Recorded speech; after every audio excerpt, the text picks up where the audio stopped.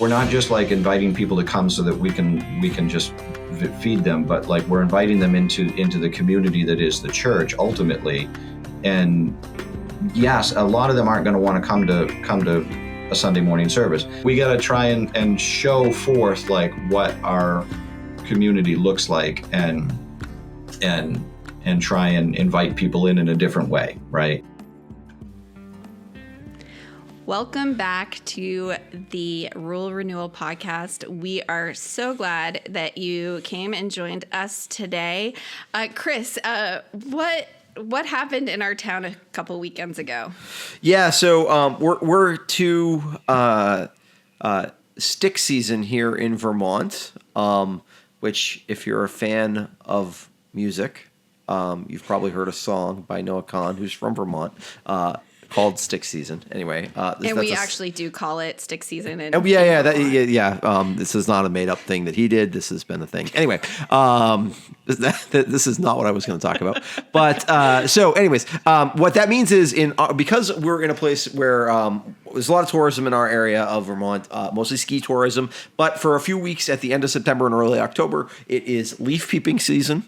Because one of the beautiful things, one of the amazing things about living in Vermont is we have these wonderful mountains that are basically covered in tons and tons of maple trees and some oak trees and some ash trees and some beech trees, but mostly maple that turn this amazing shade of red in the fall. And it's just absolutely beautiful. And so people come and they see the leaves, and then the leaves fall off, and skiing has not started yet, although we have actually gotten a little bit of snow already. And there are some places in Vermont that are skiing, but mostly not yet. So for this period from late October through Thanksgiving, it's relatively quiet around in town. And I share all this because it meant that was there was this big road project that happened in our community that I think speaks to the rural nature of where we are. And maybe this kind of thing is probably maybe not happen in your community. Now, we don't have lots of cows really in our area.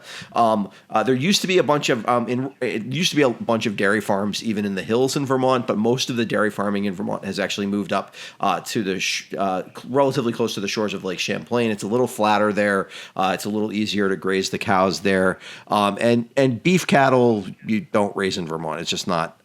There are some people who raise beef cattle, but on any kind of like large scale, you wouldn't do it. So, but we do have one farm in town that has a few. They do all sorts of stuff there, but they are on the state highway, and they have pasture land on both sides of Route 11 in Vermont, which is the state highway. Big doings, and they have a. I did not know this existed, but they have a thing, and maybe I had never heard of this before, called a cattle culvert. Which is essentially exactly what it sounds like. It's a big culvert. If you're aware, that's like the things that usually there's a pipe underneath the road that is there so that water can move underneath the road. So this one is made with a big enough pipe so that cattle can go under the road so they can get from one side of the state highway to the other side of the state highway without having to cross the state highway. I did not know that they had this at Taylor Farm. I don't know how many people did know. The old one was like a big old steel culvert, and it had apparently been installed. I think the owner's 50s. Was it 50s, 60s? So it's been a long time ago. It looked pretty old. Yeah, it had been around a long time. I'm sure there's some sort of program in Vermont to build these back in the 50s and 60s. And so they don't use it much. They don't actually have that many cows there, but I'm guessing there's also a program in Vermont. I did not do research on this. Obviously, you're knowing that but there must be some sort of program in Vermont to replace the cow culverts. So they replaced it a couple weekends ago. In the weekend. And so for the weekend, the fastest way to do it was basically on Friday evening. Actually, it was on Halloween night. They shut down Route 11, which I know it's a state highway. Doesn't sound that exciting. We live in Vermont. There's not that many people. But Route 11 is about as widely traveled an east-west highway in Vermont, except for maybe Route 4, which is a little north of us. There are a lot of people actually travel, a lot of truck traffic too, actually, because in New England you can get south to north, but it's very hard to get west to east to west. But Route 11 is one of the ways you do it. So, anywho, they shut down the state highway for till Monday morning. And they dug it out, and they put a precast concrete cow culvert in. So now the cows can, once again, walk underneath the highway. Well, and what I love is there was this big, for like maybe 3 or 4 weeks beforehand, there was a big construction sign that was like Route 11 shut down for 3 days. Did it tell us where? No. Does it tell us like what to expect? No, nothing, no information. And so I was talking to someone who lives in or works in the town office, and she had to call the state to try to figure out what was going on because people kept on calling the town office trying to figure out what was going on. And so there was all this and I know that we've talked about our town Facebook group, but in this case, it was actually super helpful because Yes. that was how you got your information about what was going on, because otherwise, who knows what is going on. So, and then Farmer John, who is at the Taylor farm, he was posting pictures all weekend long. So we got to see what was happening, and everybody was like so excited, and everybody wanted to know, okay, when is it reopening? Because from our house, our kids' school is on the other side of Route 11. And so are we going to be able to bring our kids to school on, how are they going to do? And there the are back buses? roads, but which back road did you want to use? And all that. Yes, kind of and they're all dirt roads. And then, so I'm guessing this is the case in other places, but here, if state highway gets shut down, they have to reroute them to other state highways. They can't do town roads. Yeah, the And official detour has to be on state highways. Yeah. Yeah, and so that was what was it?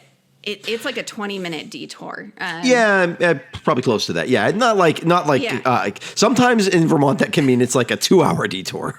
But this Yes. one's not quite as bad. But yeah, it's a pretty good detour to get around. Yeah. But then some tractor trailers tried to navigate some of the back roads. Yeah, and always sketchy. It was like dirt roads that they were trying. Yeah. So this is the excitement that happens in our town. We don't have. I'm glad that that's the excitement that that.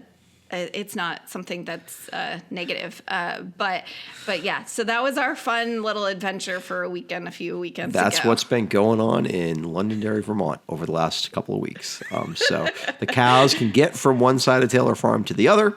I'm sure you're all worried about the cows, and Farmer John's ability to do that is good. And so, yeah, fun little bit of life here. And it is kind of, they did choose, so back to my original part of the story, they did choose that weekend to do it because traffic is relatively light in our parts for about another, really through mid-December before the ski areas really start to get busy. And then weekends will be hectic. So, Packed. But for now, it's kind of quiet.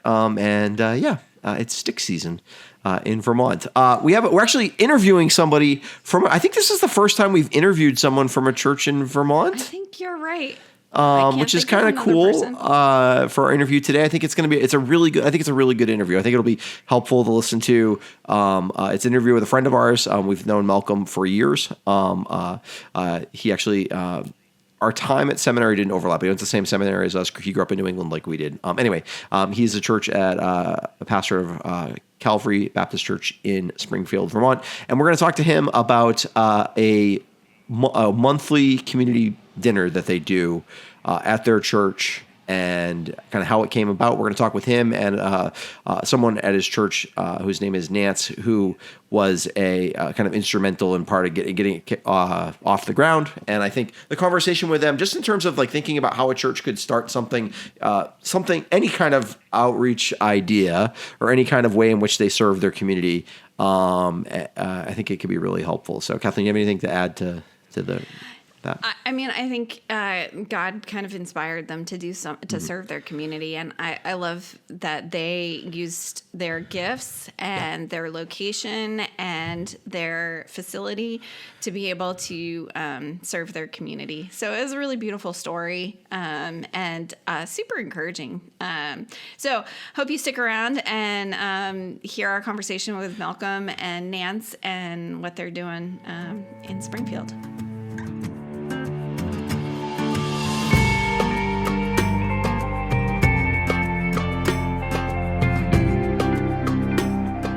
Thank you, everybody, for joining us for the Rural Renewal Podcast today. We have with us Malcolm and Nanc, and they are at Calvary Baptist in Springfield, Vermont. And full disclaimer, as we get started, Kathleen and I have known Malcolm quite a while. He pastors maybe 20 miles from Springfield. It's probably 20 miles from where we are. So, so this won't be our first conversation, but we did. They do something pretty neat at their church. They've been doing it for about a year now. Malcolm and Nanc, has the dinner been going on? Yes. Okay. Yeah. Great. Maybe just a little bit more, a couple months more. Year and a few months. Awesome. Do you want to just kind of start off by telling us kind of what you do for this dinner, how often it happens, things like that? Just give us the basics of what it is. Yeah, sure. Do you want to answer that, Nanc? Sure. You want me to?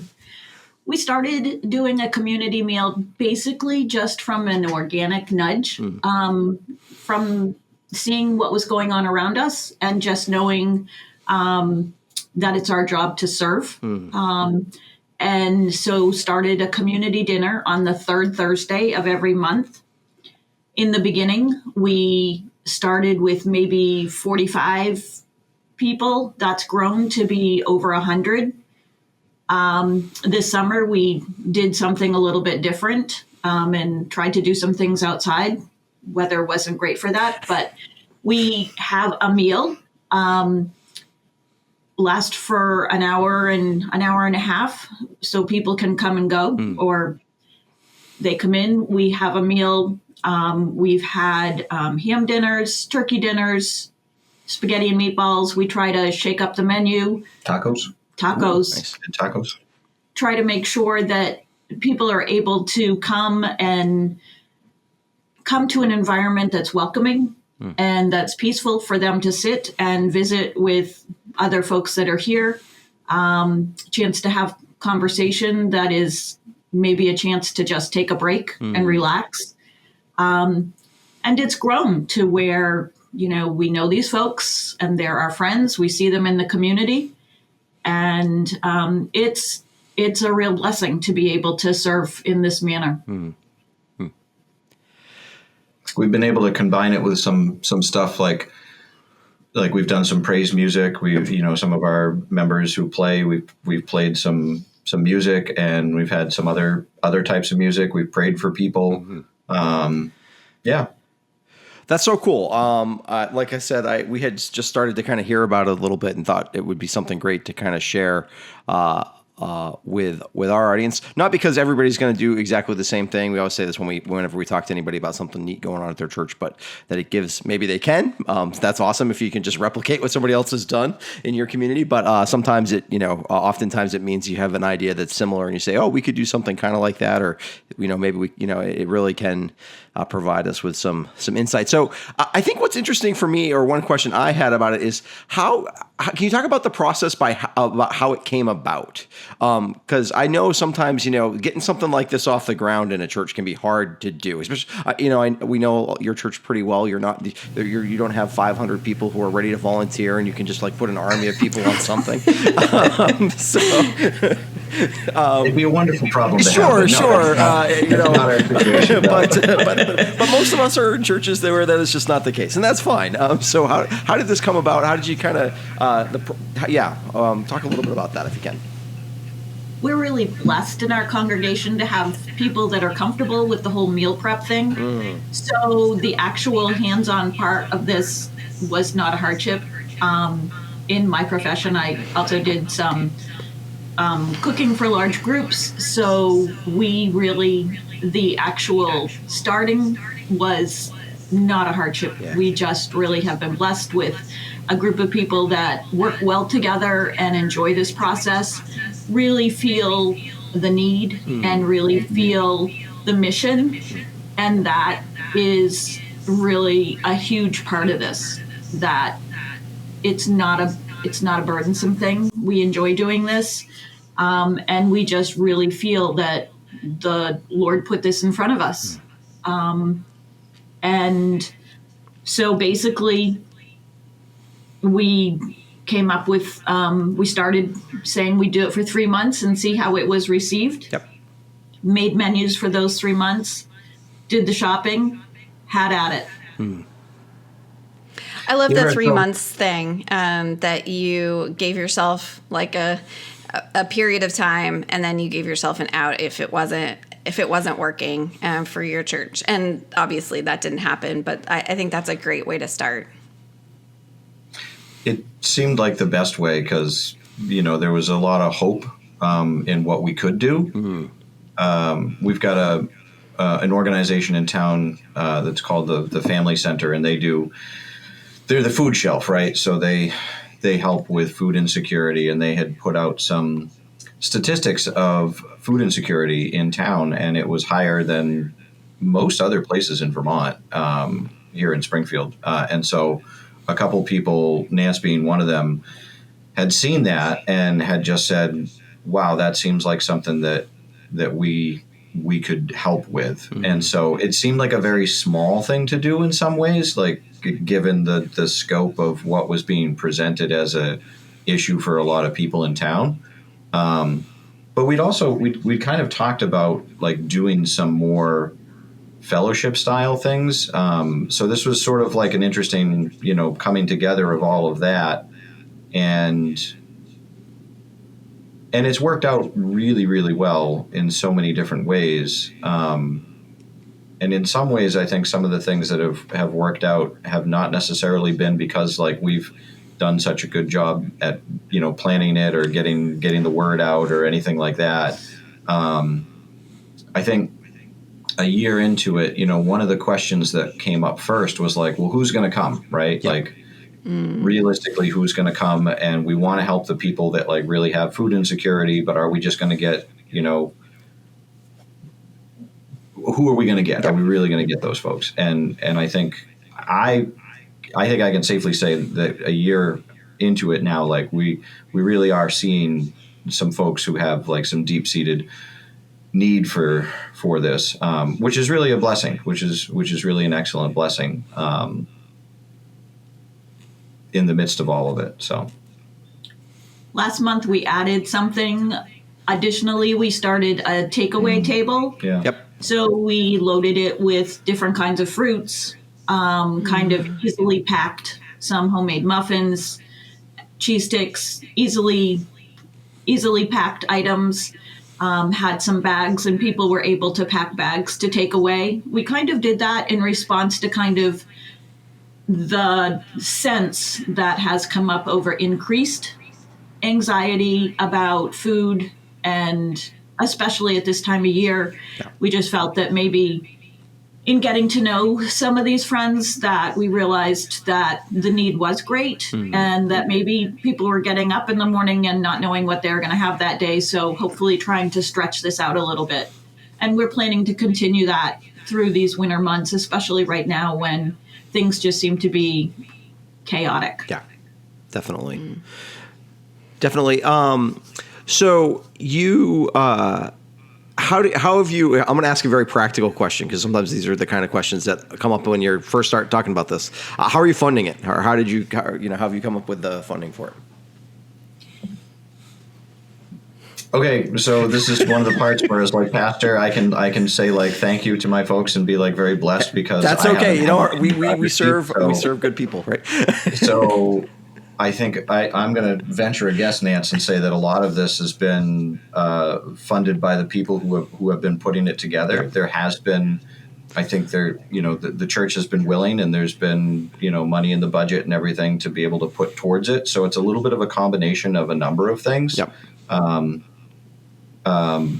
We've asked people to help with different things. Like, so one of the things that I did first off was just make rolls, which, was an interesting challenge because it was my mom's recipe. That's like sort of a smaller batch. And then I had to like make the batch bigger. And I'm like, is this going to work out still? Are they going to still taste the same? And others have done similar things where they've made stuff, they've brought it. Nanc, you might know a little bit more, like, have some of the bigger parts of the meal been funded by the church? Some things have been funded by the church. We've also had some people that will hear about it and come and drop us off a donation, whether that be food or whether that be cash. And we, the Lord has just blessed us to be able to buy the meat we need and have people provide things. It's gone really well in that sense. That's awesome. That's one of the folks who has been really instrumental in the kitchen that the two of you I know you know who he is, but he was for years he did kitchen work, cooking for large groups. And so he had a really good plan of like how to make this work for just a couple bucks per person. Yep. And make all of that work. And so, so it's been kind of a combination of a number of things of just, good New England thriftiness and also good New England, like just generousness and willing to put forward an effort for the sake of helping.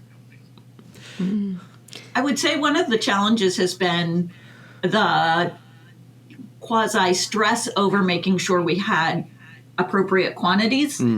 We've had a few times where we've said, wow, just is this how many are we going to have? Because this is no RSVP. Yep. People just walk in. Yep. And we've had twice in over a year where we have come to the end of our food, but people have all been served at least once. Generally, we do at least a few takeaway meals for folks. But that's probably, the other times we have, met the need and had some left over and have been able to supply people with something to take home. But that always 15 minutes before we open is what everybody looks at each other and says, Yeah. Well, and we haven't known because like some people show up like a half an hour or 45 minutes before. Yep. And they just want to be there. They want to be there and hang out and find a friend and just chat and everything, and that's great. And then some people show up a half an hour after we start and leave 15 minutes before we end. So you just even when you start, you're like, oh, we have no idea. So then you then you see people kind of move through, and suddenly you're going, oh, we've got enough, great, or we've got extra, or we've got just enough. Yeah. Well, and of course, I would say by the nature of the people you're trying to feed, getting an exact number or something, like trying to do some sort of thing where you'd find out ahead of time who you were going to, it's just not, it would kind of defeat the purpose, it seems, of what you're actually trying to do, where you're trying to help people, kind of where they're at and who don't have to be in a place where they know they can RSVP a week ahead of time or something and tell you. So you're kind of trusting in the Lord, obviously, to just make sure that you have what you need. And I can imagine that there have been tense moments in the not in the line, but for everybody who's back in the kitchen thinking, we're going to squeak this out. But I think it's kind of in a good way too, because like I could see for the folks that were like very concerned about that, like it wasn't a bad thing. It was like, we want to do the best that we can for these folks. Yeah. And if somebody doesn't get fed, is that a failure on our part? Like, we don't want to do that, So like it really was from a sense of like, we want to do the best that we can for this. Yeah. So that was very good. That it was from a place of caring. It wasn't just from a place of like, we got to get this figured out and organized. Yeah. No, which is good. That is really good. Really good.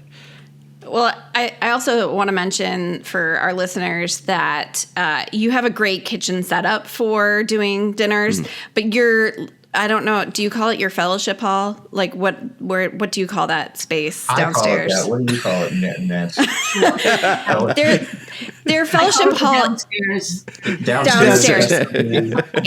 It's pick your favorite denominational word for the downstairs place where you eat all your food at church, and that's the word you can use. Yeah, it's not a huge space. You're not like, you don't have a huge space you're working with. And I love that you've been creative and been able to make it work. But your location is great because a lot of people can walk to your church. Yeah. A lot of people, you're very centrally located in your community. So I think that, that's a benefit as well. I was thinking about like when I was growing up, we had 3 church dinners every year, and we did it for money. It was a fundraising thing, and it was the Blueberry Blitz, the Strawberry Fest, and sometimes we did a Thanksgiving one. I was wondering one with an apple something. Yeah. But it was a really big deal in my church, and I think. While it was a fundraiser, it was definitely something that people came out to because they liked that community aspect. And so I know that the church that we serve, they're like, we are never going back to those fundraising dinners. Like, that is not something we want to do. And so even like trying to say you can do dinners without it being a fundraiser and serve your community in a really beautiful way. And so I really appreciate how your approach to feeding your community. Yeah, I was going to say. Yeah, I mean. I was going to say, one of the things I've noticed of course, for a lot of you who've listened to the podcast, our church, we had a fire 15 years ago, and we actually don't, our fellowship hall space is hopefully soon going to be available for use in our kitchen, but currently still not. So we don't really have a place to do a big meal. And one of the things I still talk to people around town who aren't a regular part of our church is about like the dinners that used to go on in our church. And it's a very interesting perspective from the people outside the church when I have the conversation, because I think oftentimes I'm sure they don't miss the food. There's no way that these dinners were so, I mean, I'm sure they were good. We have lots of people who can really cook in our church, but it's not, yeah, but they do miss something about the community aspect of what happened. And I think rightfully so. I think doing it to like kind of make budget work at church can be problematic sometimes, but like finding a way to bring people together in a community to eat and share a meal is really powerful. And so I think, I don't know what that might look like here when our kitchen is available and we can actually function this way, but I think it's good to hear. And I like the way that you have all kind of tied it into, what people really need, right? They need the food definitely, but I love to hear, and not everybody is there for the whole time, but like some people are there early because they need the food, but they also need a chance to have a conversation with somebody. This is different than just going and getting food or having somebody bring food to your house. It is a place where you can see a neighbor or see a friend, and part of what we do as a church is just bring people together to do that kind of stuff. And if we're doing it, it's great if we do it on Sunday morning. It's great if we do it on a Thursday, once a month when we're sharing a meal with them too. So, yeah. I mean, so a couple things in there. So the kitchen thing and the location, like that is a big part of, I think, why it is that we can do it, which goes to like before my time and just when I got to Calvary, because my understanding of Calvary being planted was that like we're downtown, like Springfield had been a big machine tool town. And so it was like, try to be centrally located to minister to the people living in town. And so clearly that's still being still a good thing, right? Like that is still, where we got set down is still a very good thing. And so that's been a help in that way.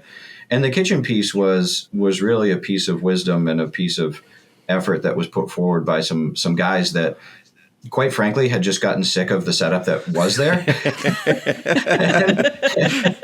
and just wanted it to be better and just said, okay, like if we could, what would we make it look like? What would we want in here if we wanted it to be set up in a way that you could do a dinner better at church? And some of those guys had done like a men's breakfast and some dinners throughout the year for the church.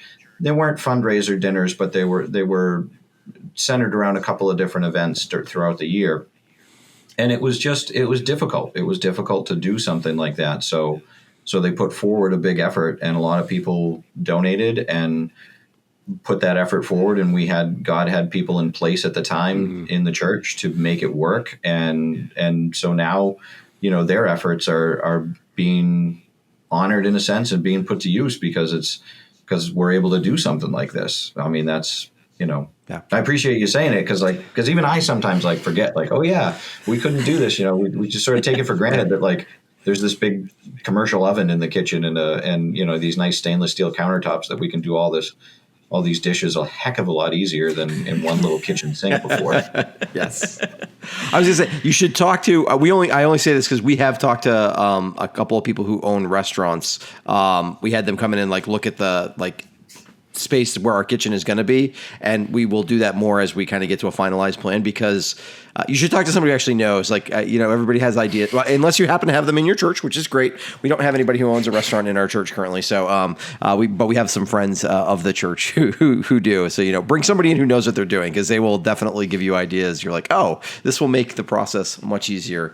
And not that you're going to be running a restaurant, but the ability to make food, and if your church gets called, if you're going to have a kitchen, you might just have one where that works, and that you can really be a blessing to your community by using it. So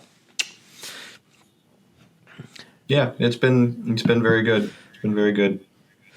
The fellowship piece, you mentioned that, and I think that's, there are still challenges, I think, and I think some people still want to see like a connection, like see it lead to people coming to church, and again, maybe that's just something that we need to give some time to.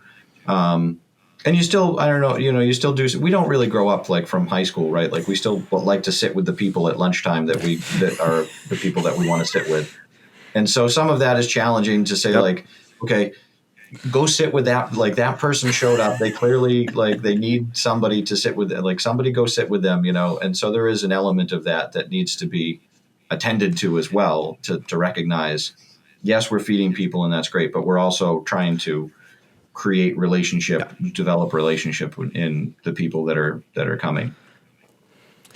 So Malcolm, are you saying that people from your church come to the meals and you're trying to encourage them to sit with other people? Or are you, yeah. Okay. 'Cause that's another aspect of it is how do you equip the people in your church to be able to have, conversations and to develop those relationships?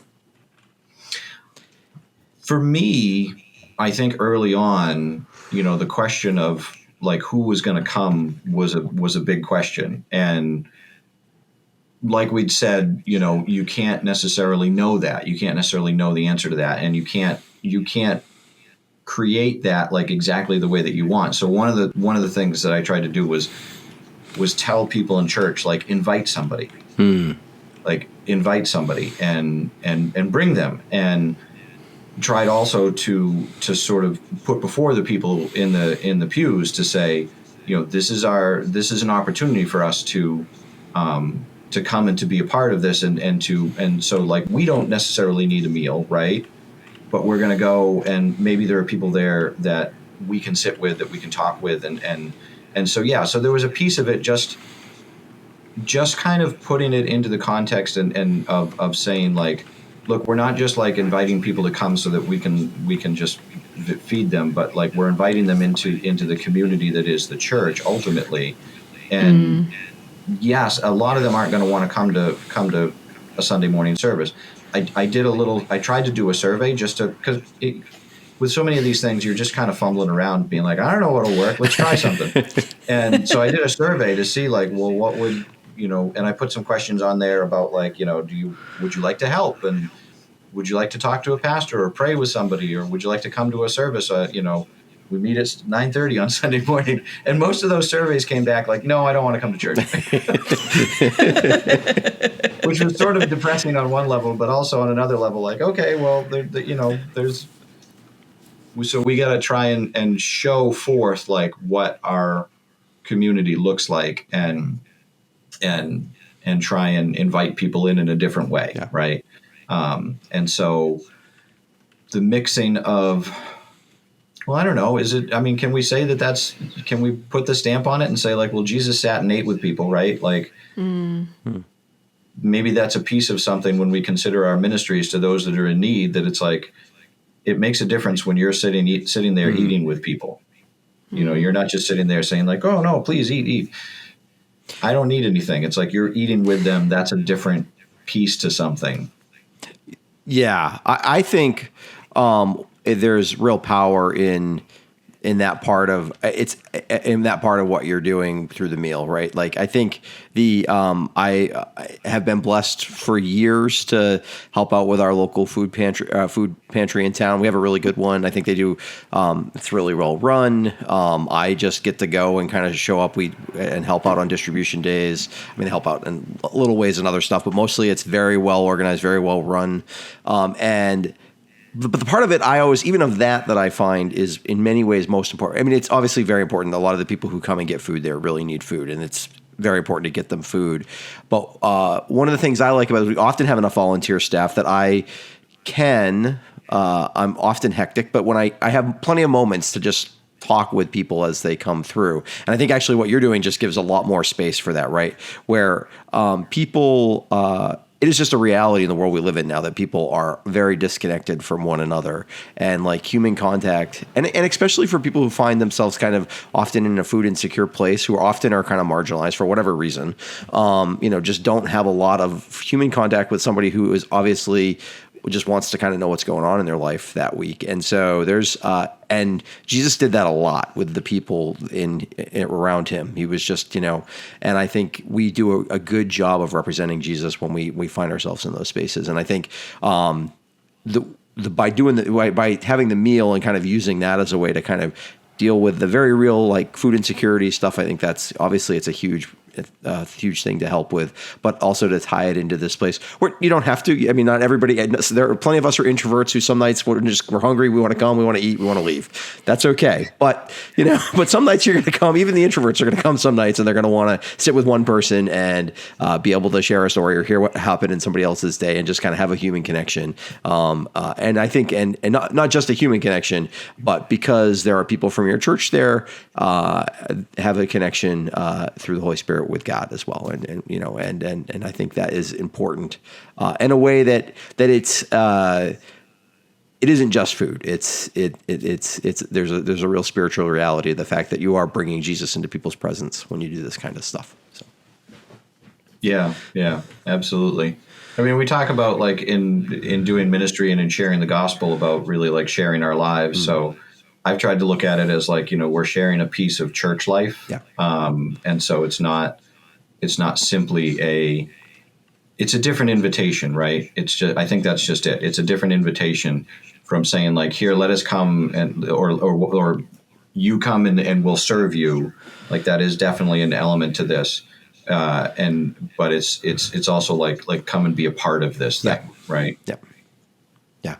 I think it's definitely reflective of the fact that the traditional ways that we're used to serving need to be different, that we need to be in a different place. We need to be in a different spot in terms of meeting the needs, because as we all can see, the hordes are not sitting in the pews. Yeah. And so we need to get out of the pews and we need to be in a different place in order to meet people and meet needs. Yeah. Yeah, 100%.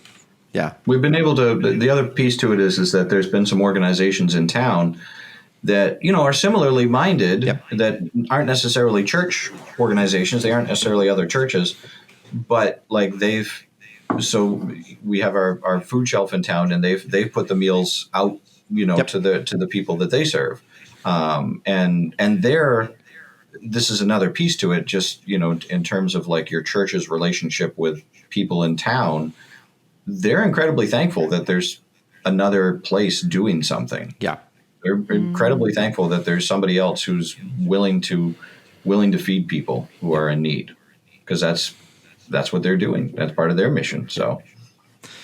Yeah, definitely. I love that it's a good way to build some of those bridges in the community with other organizations as well. And I think again, I think that's something that when the church does well, especially in our less suburban, kind of not super urban areas, it can be very helpful.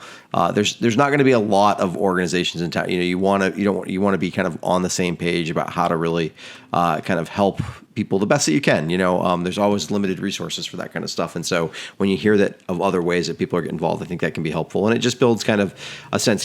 People, your church in a smaller community, not that Springfield is super small, but it's not really that big either. Will have a reputation, and you want people to think of your church as a place that is trying to help people, particularly people whose lives are kind of on the marginalized side, but just a place that people can turn when they need help. That's a good first step in terms of helping people feel like you're a place they can reach out to in that instance. So that's good. I did have a question about the. And now it has just left my brain. So there you go. This is the reality of podcasting, right, Kathleen? Sometimes you have a question and it's just left your brain. Kathleen's got a good question. She's going to save me, though, before we flounder. Oh, absolutely. No, have you... For pastors or church leaders who would like to start something that's not necessarily geared to getting more people in the pews, do you have any encouragement to those people? Yes.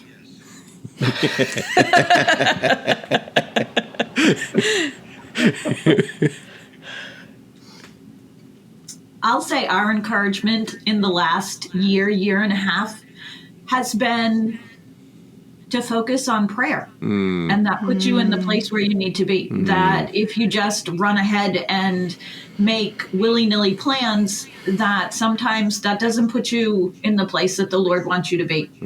And Malcolm has really, through preaching and teaching, has really put in front of us that the necessity of really being grounded in prayer and building that relationship with Christ, so that the things that we do, the things that we feel led to do, are based in that.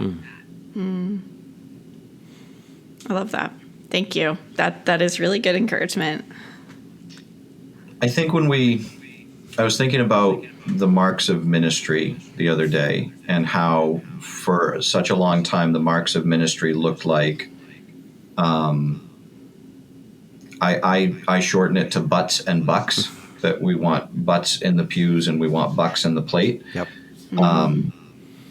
And that's, I know that that's not the whole truth of it, but it is a piece of it at the least. And so an initiative, like you said, Kathleen, that is not focused on getting people into the pews is a different thing. And when you're in a place where there is a fair amount of uncertainty, there's a fair amount of uncertainty of like, is this going to be worth it, right? Because we're looking at it as a question of like, is this going to produce more church members?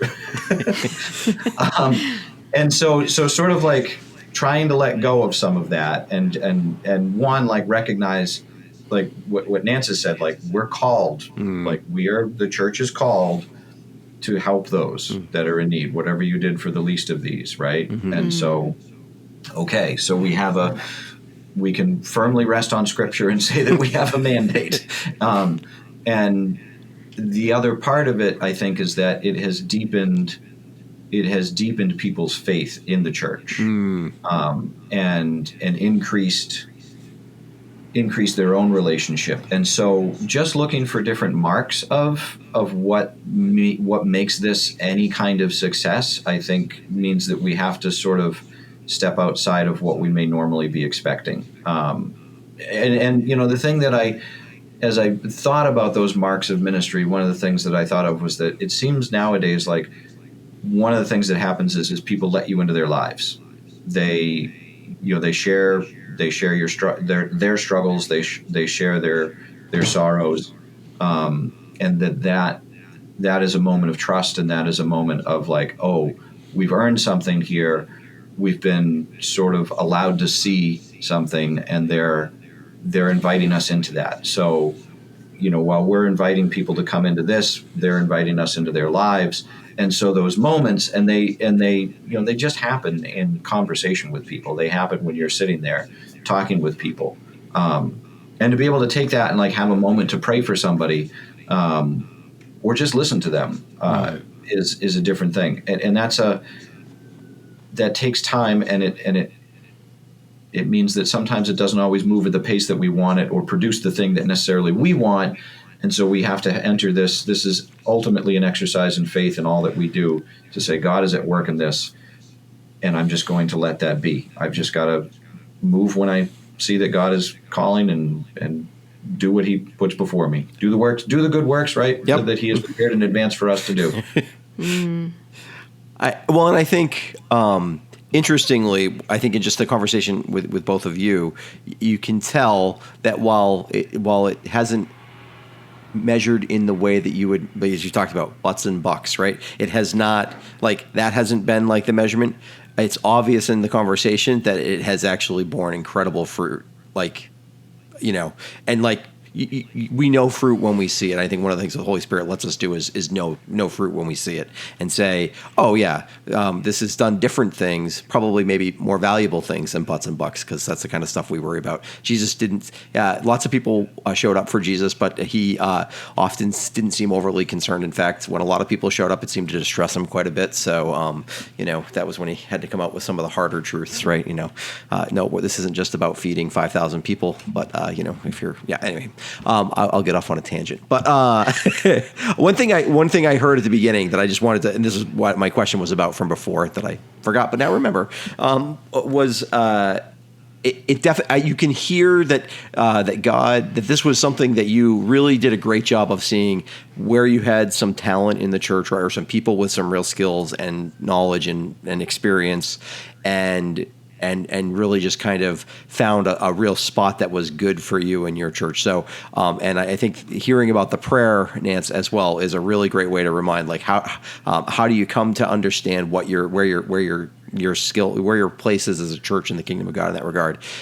You obviously prayed through it. And so I don't even know if there's a question. There probably isn't a question there. I just, in hearing your conversation, I think I wanted to just bring that to light, that, when other churches are thinking about the ways that they can do those kinds of things, pray, see where you have those kind of giftings already.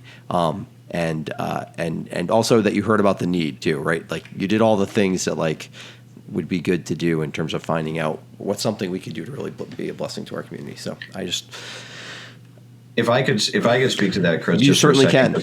It was not anything that was strategic. Like I don't want to. If there's any pastors listening, right? Like, this was not like me sitting down in my office going, "How can I make this work?" This was like the movement of the Spirit in people's hearts that came to me and said, like, what do you think? And at that moment, it was just my job to say, like, okay, let's do it. Yeah. Like, it was just my job to maybe give a little bit of permission, give some encouragement. Like, the first couple meals, we would sit down afterwards and say, how do we think it went? What could we do different? What could we do better? Let's pray about it. And just continue to say, like, and so continue to try and encourage one another in it. And in some ways continue to convince ourselves that this was worthwhile to do.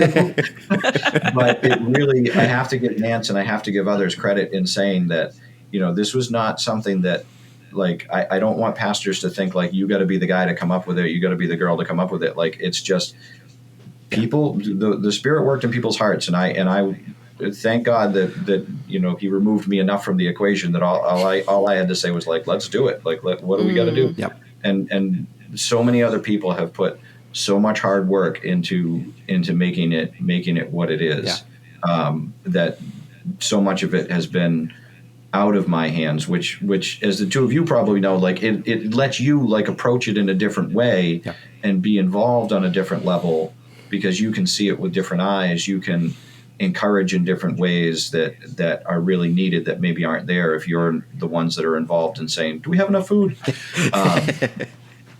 And so it I don't know if this is the right way to say it, but in some ways it's let me be a pastor in a different way, maybe even a better way. And I'm really thankful for that. Yeah. I'm really thankful for that, because I think that's been something that's been very good about the whole of it. Well, thank you so much. I think that's probably a good place to end. And I was going to say we'll put some information just so that people can see, can get in touch if they have questions. Malcolm, we'll get your email and things like that in the show notes if they've got questions about how to be a permission giver, right? Just how to get out of the way when your people come to you with a great idea. Maybe we probably actually need to hear that more often than you think, as pastors at least. And Nanc, certainly we appreciate your time and everything today. I think it's been a real encouragement to hear about what's going on, and certainly we'll be in prayer that the community meal continues to be a thing that grows, and that is a space where people can come into contact with you and encounter Christ, and we'll just pray for God to continue doing his thing there. So thank you so much. Thank you. Thank you. Rural Renewal Podcast. is brought to you by Fresh Expressions and the Ascent Movement. Fresh Expressions is a worldwide movement of everyday missionaries who want to see churches thrive in places we eat, live, work, and play by leveraging the creativity and endurance of the inherited church. The mission of the Ascent Movement is to create a thriving, collaborative connection for the church to live out the Great Commission in today's context. One of the initiatives of the movement is the Mustard Seed Initiative. Inspired by the message in the parable of the mustard seed, the Mustard Seed Initiative seeks to empower small churches across North America, enabling them to grow in faith and impact within their communities. To connect with this podcast, you can email us at podcasts@freshexpressions.com. Rural Renewal Podcast is hosted by Kathleen Blackie and Chris Blackie. It's edited by Joel Lembowen and produced by Kathleen Blackie and Jeanette Statz. Our senior director is Shannon Kaiser. A special thank you to Brad and Joni Perry of Alabaster Grace for the use of their music for our podcast. If you have learned something or been encouraged by this podcast, please help us spread the word. You can give us a review on Apple Music or Spotify and share this episode on social media. May God be merciful and bless us. May his face smile with favor on us. May your ways be known throughout the earth, your saving power among people everywhere. May the nations praise you, O God. Yes, may all the nations praise you. Let the whole world sing for joy because you govern the nations with justice and guide the people of the whole world. May the nations praise you, O God. Yes, may all the nations praise you. Then the earth will yield its harvest, and God, our God, will richly bless us. Yes, God will bless us, and people all over the world will fear him. Psalm 67.